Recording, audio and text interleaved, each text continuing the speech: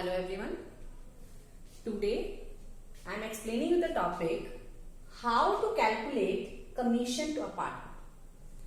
मैंने आपको बताया था कि profit and loss appropriation account जब हम प्रिपेयर करते हैं तो उसमें पार्टनर्स कमीशन को हम डेबिट साइड में शो करते हैं, टू कमीशन टू पार्टनर,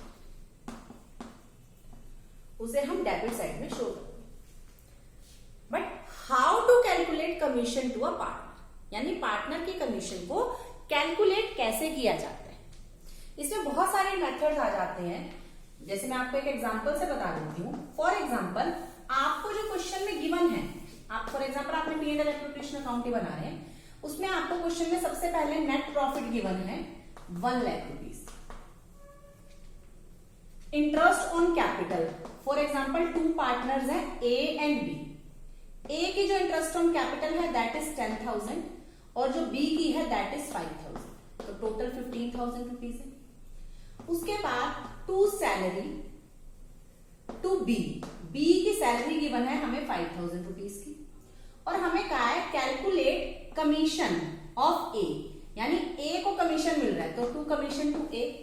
अब वो कितना है उसके लिए मैं आपको एग्जांपल्स बताती हूँ. जैसे फॉर एग्जांपल आपको क्वेश्चन में बोला है A is to get a commission of 10% on net profit. On net profit.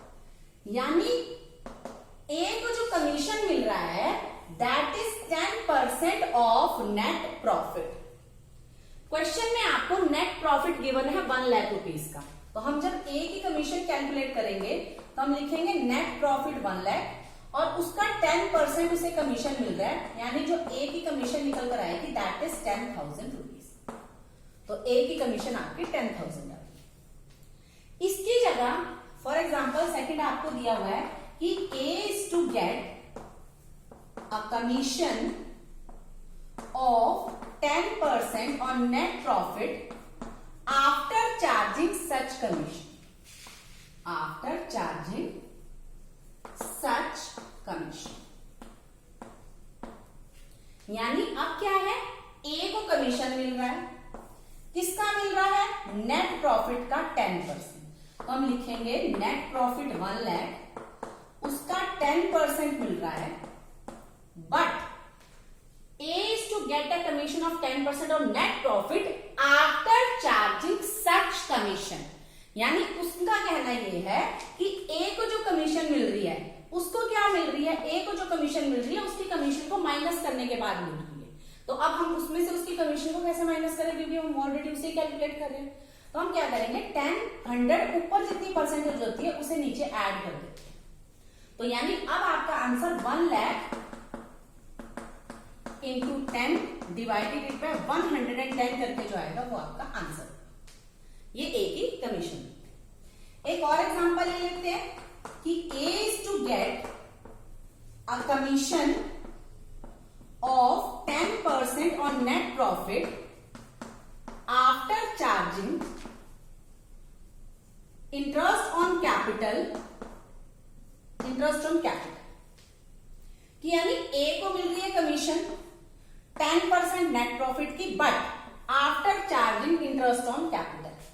तो हम क्या करेंगे, पहले नेट प्रॉफिट में से इंटरेस्ट ऑन कैपिटल को माइनस करेंगे. इंटरेस्ट ऑन कैपिटल आपका टोटल कितना है 15,000 का, तो यानी हम इसमें से 15,000 रुपीज माइनस करेंगे और उसका 10% कमीशन उसको देंगे. तो ये आपका 85,000 आ जाएगा. 85,000 का 10/100 आपका 8500 कमीशन आ जाएगा. तो ये कमीशन ए की कमीशन. एक और एग्जांपल ले लेते हैं कि A is to get a commission of 10% on net profit after charging interest on capital, salary and such commission. यानी A को 10% कमीशन मिल रहा है नेट प्रॉफिट का, उसे तो आप पहले लिख लिया करो. नेट प्रॉफिट 1 लाख है, उसका 10% उसे कमीशन मिल रहा है, बट आफ्टर चार्जिंग मतलब पहले पहले आपको माइनस करना है क्या क्या, interest on capital. Interest on capital आपको क्वेश्चन में गिवन है 15,000। उसके बाद सैलरी माइनस करनी है, मैंने सैलरी भी माइनस कर दी 5,000 रुपीज।